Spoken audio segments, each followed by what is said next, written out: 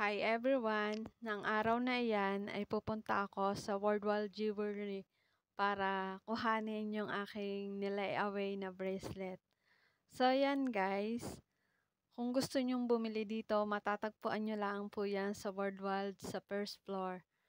Chinese gold po yan.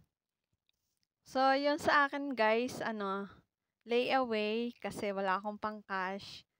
More than 7 months ko siyang hinulugan. So guys, alam mo nyo na ano, yung hindi niyo namamalaya na nakakaadika kayo, nakakapag-invest kayo ng alahas ng hindi niyo namamalayan.